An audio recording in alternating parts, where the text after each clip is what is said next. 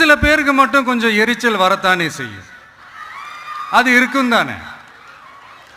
என்னடா இவன் திடீர்னு ஒருத்த என்ட்ரி கொடுத்துட்டானே,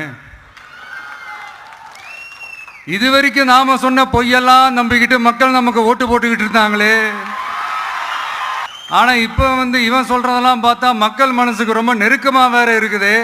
அதுவே நமக்கு ஒரு பெரிய நெருக்கடியாகவும் இருக்குது.